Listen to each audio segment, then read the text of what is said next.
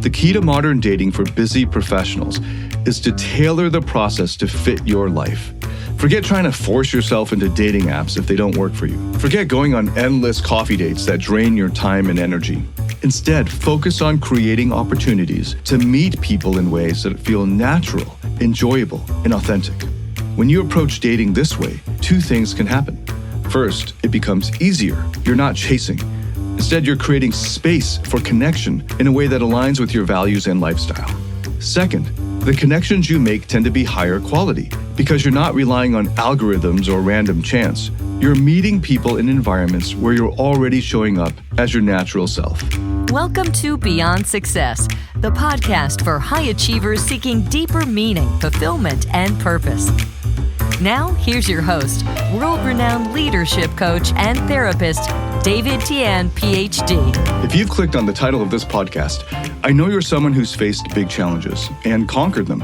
But what happens when the challenge isn't a boardroom crisis or a major deal, but instead is your personal life, specifically dating again after a divorce or the end of a long-term relationship? By the end of this episode, you'll have a clear roadmap to confidently re-enter the dating world, not with uncertainty or awkwardness, but with a sense of clarity, purpose, and ease that matches the confidence you've built in your professional life. This isn't about swiping endlessly or wondering if you're doing it right. It's about creating the kind of connections that are meaningful, authentic, and aligned with the life you've worked so hard to build. Now, getting this wrong doesn't just mean a string of bad dates or wasted time. The deeper risk is falling into a cycle of shallow connections or reliving patterns that didn't serve you in your last relationship. And when that happens, it's not just your personal life that takes the hit. It bleeds into your work, your health, your focus, and ultimately your sense of fulfillment in life. I've seen it happen too many times. Driven, successful people losing sight of what matters most to them because they thought that their achievements would naturally carry over into their personal lives. But the truth is, the same strategies that made you a success at work don't always apply in personal relationships. This is a different game, one that rewards self-awareness, emotional intelligence, and intentionality. So if you're ready to avoid the traps that hold so many others back, to step into this new chapter of life with confidence and purpose, stay with me. In case you don't know who I am, I'm David Tian. For almost the past 2 decades, I've been helping hundreds of thousands of people from over 87 countries attain success, happiness, and fulfillment in their personal and professional lives. And if you're listening now, you clicked on the title of this episode, there's a good chance you're feeling some mix of frustration, uncertainty, and maybe even a little fear. And let me say this right away. You are not alone. No one gives us a manual for how to rebuild our personal lives after a breakup. For people like us who thrive on mastery or structure and clear results, the messy emotional side of life can feel especially overwhelming. I get it. About 20 years ago, I was there too. I had just gone through a divorce, and the dissolution of that relationship was the most challenging thing in my life at that time. When that marriage ended, it cracked open something much deeper. Suddenly, I wasn't so sure of myself anymore. I felt like I was standing in the wreckage of my life, unsure of how to move forward. And if you're feeling that way right now, I want you to know it's totally okay and understandable and reasonable.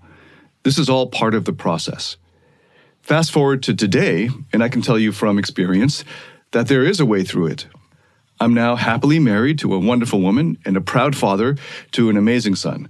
But getting here wasn't about luck or just moving on. It took work, real work, inner work, to build a new life for myself, to understand what I really wanted, and to reach a deeper level of self-awareness than I had ever even known was possible. That's what we're going to unpack today. And it doesn't matter how much baggage you think you're carrying, or how long it's been, or how out of place you feel in the modern dating world. This is your chance to start fresh, and I'm here to show you how. Okay, I've got 3 main points here, so let's dive right into the first one, how to rebuild your identity and confidence. So here's the challenge. As high-powered executives or leaders, so much of your identity is tied to what you do, to the results you deliver, and to the influence that you wield in your professional life. That's great for like the boardroom, but when a long-term intimate relationship ends, it's got a way of exposing the gaps in how you see yourself. Suddenly, it's like the mirror gets flipped, And the person staring back isn't like the VP or the CEO or the founder. It's just you, without the title, without the accolades, without the status. And that can feel uncomfortable.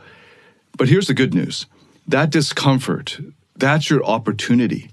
Because what's really happening is that you're being asked, maybe for the first time in a long time, to reconnect with who you are at your core. Not just the professional version of you, not the role that you played in your previous relationship, but the person at the core underneath all that. Let me share something from my own experience. After my divorce, I came to realize that I had spent much of my life shaping myself around what other people wanted, what I thought I needed to be for them. I was the quote-unquote ideal partner in my mind, but the truth was I didn't really know what I actually, truly, really wanted. I didn't know what made me happy for real, what lit me up, or even what I stood for truly. And rebuilding my life meant starting with those questions. So where do you start? Step 1, reconnect with your authentic core self. One great way to do this is by reflecting on your values, what truly matters to you. Not what you've been told should matter, but the things that deep down resonate with you. Take some time to actually write these down. Take 10, 15 minutes in the morning to journal, or whenever you're listening to this, if you can put that time aside, and ask yourself, what are the values that are most important to you? What do you stand for? What are you willing to die for? Are you willing to sacrifice for? Maybe it's integrity or creativity, or maybe it's adventure or connection. At first, don't overthink it. Just let the words come out first. Next, dig into your passions. What are the activities or interests that bring you joy or make you lose track of time?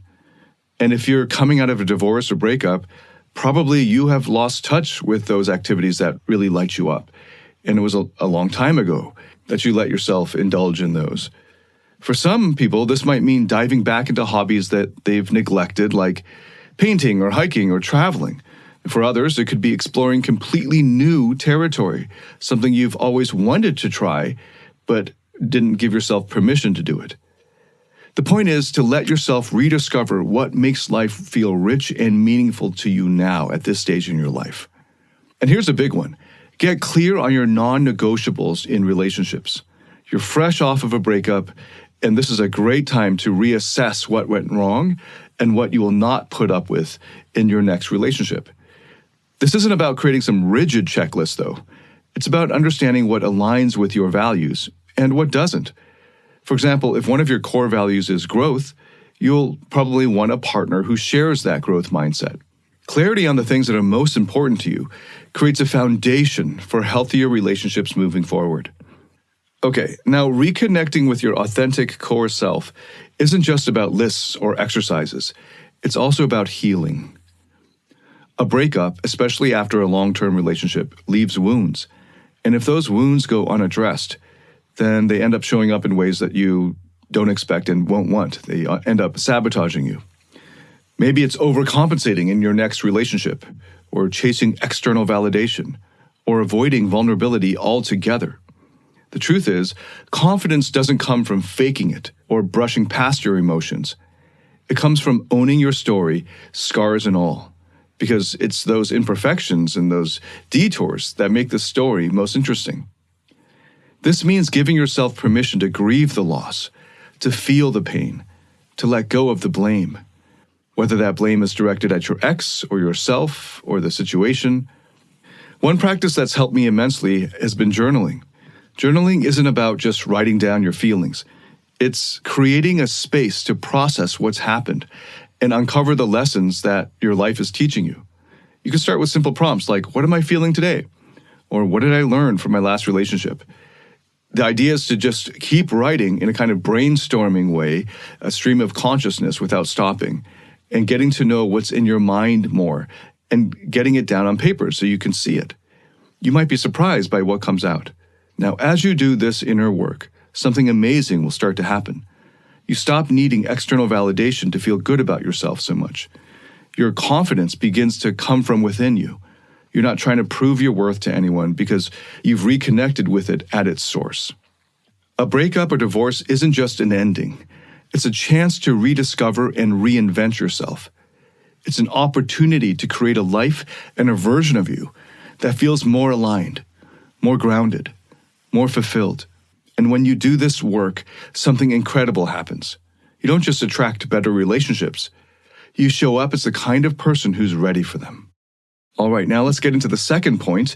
Now that we've laid the groundwork for rebuilding your confidence and identity, let's get into something that makes a lot of people's heads spin these days, the modern dating landscape. For high-achieving professionals like yourself, this can feel like stepping into a completely different world. And if your last serious relationship started before dating apps or even social media were a thing, it probably will feel even stranger. The truth is, modern dating isn't exactly built for high achievers. If you're an older professional who values meaningful connections, swiping through profiles on apps isn't going to show you in your best light or give you the kind of experience that you're looking for. Dating apps, by design, prioritize surface-level traits and instant judgments. They're about gut reactions to a few profile pics and some lines of text. Sure, they might work for some people, especially people who are in their 20s, but for busy professionals who are mature in their careers, with limited time and higher standards, dating apps can feel like a frustrating black hole. So the alternative is to bring dating into your world, not the other way around. The goal isn't to mold yourself into the modern dating culture, it's to align the modern process with your ideal lifestyle.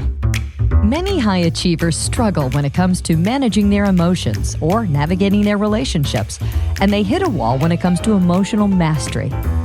Maybe you've noticed that stress, frustration, or anger is seeping into your personal or professional life, or you feel disconnected from those you care about.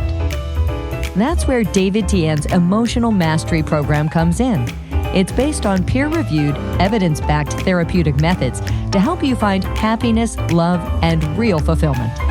Learn how to break free from the emotional roller coaster and start thriving in every area of your life. You can find out more at davidtianphd.com/emotional mastery. That's DAVIDTIANPHD.com/emotional mastery. Let's start with one of the most underrated and awesome best methods, meeting people in real life, in the places you already frequent or enjoy. So if you're part of a members-only club, use it. Social mixers or events at these venues are great opportunities to meet others who already share some of your interests or values. The environment and context itself already helps filter out mismatches, and the connections will feel more organic. Another great approach is to leverage your existing network. You can host a dinner party, but with a twist. Make it a slightly larger one and ask your friends to bring along a guest who's single and someone they think that you might click with. This works especially well because mutual friends act as a natural filter. They're less likely to introduce you to someone incompatible, and the setting makes it easy to connect without the pressure of a one-on-one date. But what if you want to take things into your own hands? And this is where the classic cold approach comes in, not the cringeworthy kind, but the confident, natural kind, which are going to be more akin to who you are as a successful professional. So picture this. You're at your favorite wine bar or bookstore or even just your favorite cafe, and you strike up a conversation with someone who catches your eye. Most people, especially nowadays, are caught off guard by how rare this is. It shows courage, confidence, and charisma, all traits that immediately set you apart from the crowd, both personally and professionally. Of course, the reality is that high-level executives face some unique challenges when it comes to dating. For one, your time is limited. The last thing you want to do is to waste time on people who aren't a good fit. But another challenge, one that's rarely addressed, is power dynamics. When you're successful, it can be tricky to figure out who's genuinely interested in you as a person versus who might see you as like a stepping stone for their own goals. And this is where trust becomes critical. It's important to get a sense early on of someone else's values and intentions. And that requires a lot of emotional intelligence and good and healthy boundaries. So you'll have to listen extra closely to what they say, and more importantly, how they say it. Are they overly interested in your career, or your connections, or your resources? Do they seem more excited about your title than your stories of vulnerability? These are all subtle red flags that can save you a lot of frustration if caught early. On the flip side, don't let your success make you overly guarded. Not everyone is out to take advantage of you, but you should have a strategy for filtering people quickly and effectively. And this is where aligning dating with your ideal lifestyle can really pay off. The more you meet people in environments you already love, whether that's like a hiking group or a local art gallery or a private event, the easier it will be to connect with those who are naturally aligned with who you already are. Now, if you're thinking, this sounds like it could get really overwhelming, then let me simplify it for you. The key to modern dating for busy professionals is to tailor the process to fit your life. Forget trying to force yourself into dating apps if they don't work for you. Forget going on endless coffee dates that drain your time and energy. Instead, focus on creating opportunities to meet people in ways that feel natural, enjoyable, and authentic. When you approach dating this way, two things can happen. First, it becomes easier. You're not chasing. Instead, you're creating space for connection in a way that aligns with your values and lifestyle. Second, the connections you make tend to be higher quality because you're not relying on algorithms or random chance. You're meeting people in environments where you're already showing up as your natural self.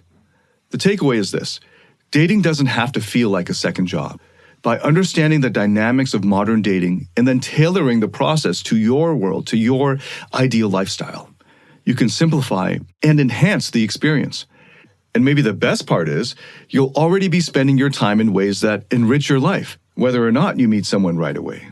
Now let's get to the third and final point, something that might make those who are used to living in their heads in logic and cognition maybe a little bit uncomfortable, but it's absolutely critical when it comes to creating deep, meaningful connections. And this is emotional intelligence. So if you're a high-achieving professional, odds are you've mastered logic, strategy, execution, and that's your comfort zone. But emotions and relationships, they don't follow the same rules. Relationships are built on vulnerability, empathy, and emotional depth. And these are muscles that don't get much exercise in the corporate world. So here's the challenge. The qualities that make you successful at work, like decisiveness, control, efficiency, can often work against you in your personal life, and especially in your intimate relationships. In intimate relationships, people don't want to be managed or solved. They want to feel seen, heard, understood. And that requires something that might feel unfamiliar at first, which is emotional awareness. So you can start by cultivating self-awareness. This means taking a closer look at your own emotional landscape, what you're feeling, why you're feeling it, and how these feelings show up in your interactions with others.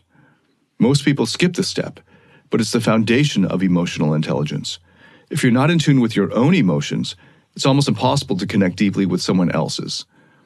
One of the most effective ways to build self-awareness is by reflecting on your past relationships. You can ask yourself, what patterns do I notice here? Were there moments when I avoided vulnerability? Did I shut down emotionally when things got tough? How did that happen? How did I do it? These aren't easy questions to sit with, but they're essential. The more you understand your own emotional tendencies and patterns, the better equipped you'll be to break any unhealthy patterns and create healthier ones. Now let's get into empathy. Empathy is your ability to step into someone else's emotional world, to feel what they're feeling, or at least attempt to. For a lot of executives, this might feel unnatural at first. When you're used to solving problems and making decisions quickly, slowing down to really listen to their emotions can feel inefficient.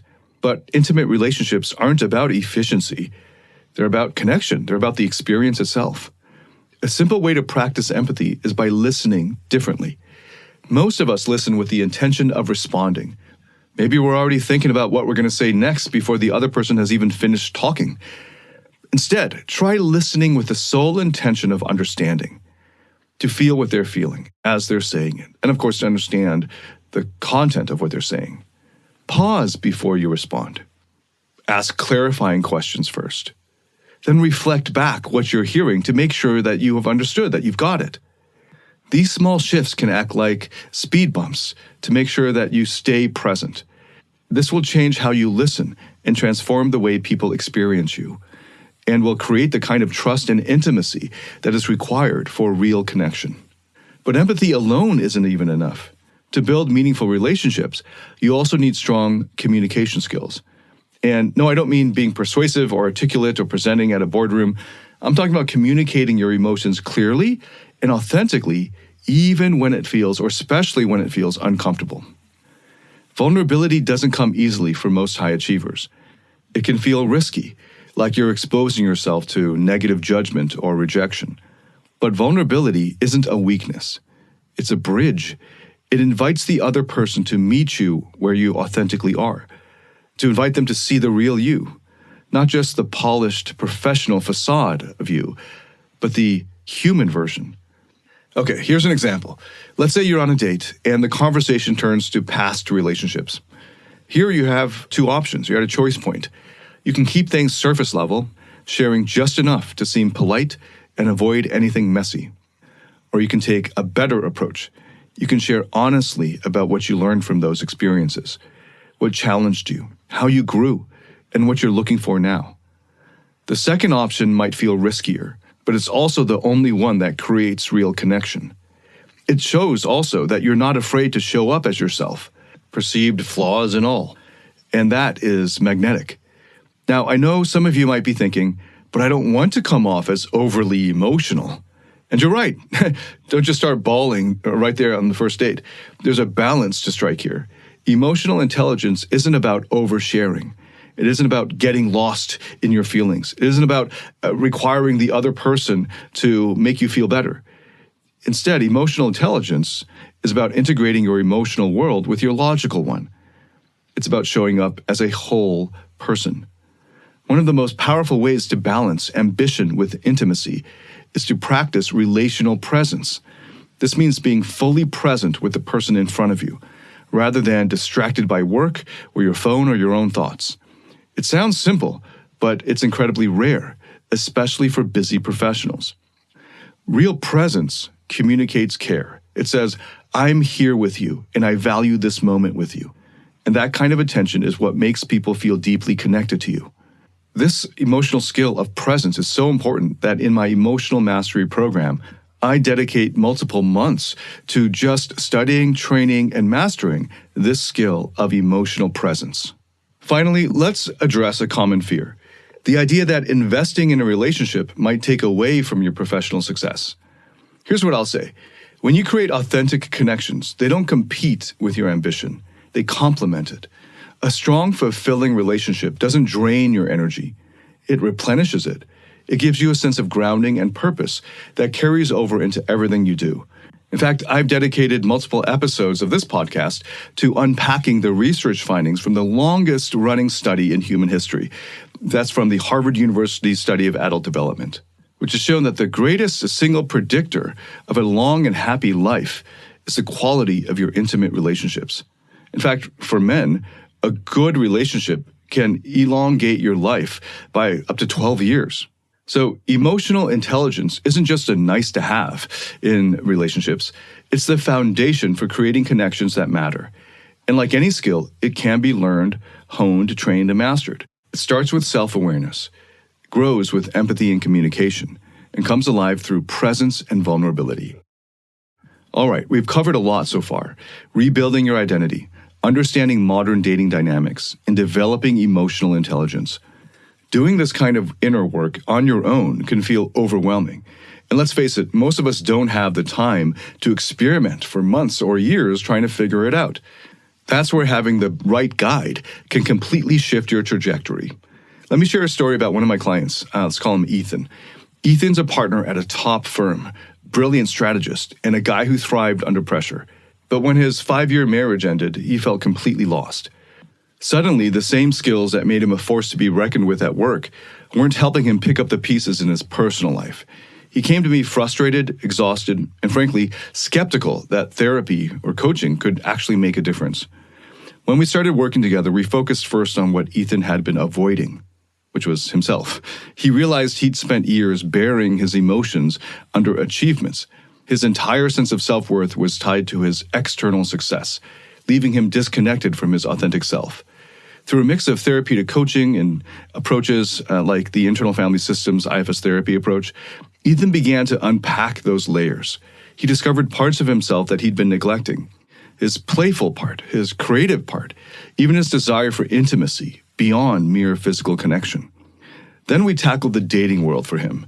Like many busy professionals, Ethan thought dating apps were his only option. But after a few frustrating months, he realized swiping wasn't for him. So we worked on integrating dating into his existing lifestyle. He started attending small gatherings at the private club he loved, hosting dinners where friends brought along other singles, and even initiating conversations in environments that he already enjoyed, like the wine tastings he goes to almost every week, and the art gallery openings and events that he goes to. And slowly but surely, he found his new stride. The real transformation for him, though, came when we focused on emotional intelligence. Ethan had spent years avoiding vulnerability, but as he began practicing deeper empathy and honest communication, something shifted.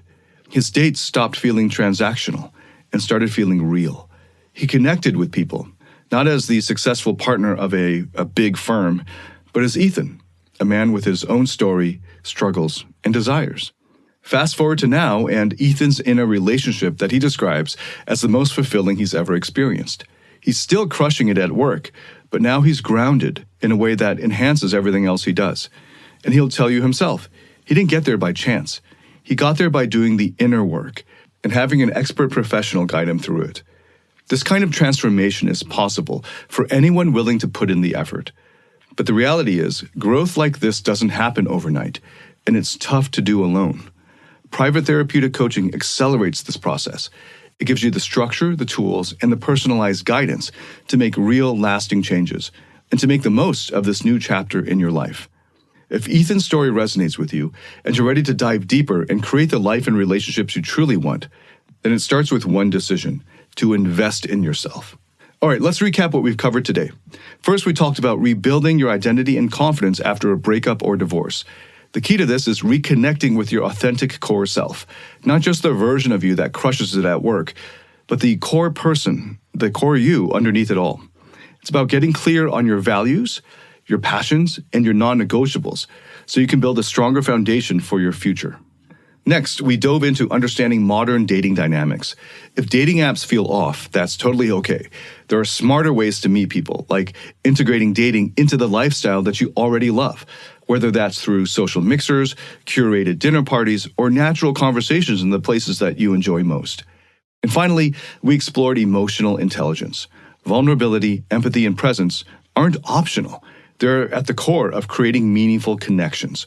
When you show up authentically, people feel it. And that's what builds trust, intimacy, and relationships that last. This is your path forward. Thank you so much for listening. If you liked it, hit a like or give it a good rating on whatever platform you're listening to this on. If this has helped you in any way, please share it with anyone else that you think could benefit from it. And let me know what you thought. Leave a comment or send me a message. I'd love to hear your feedback. Thank you so much again for listening. I look forward to welcoming you to the next episode. Until then, David Tien, signing out.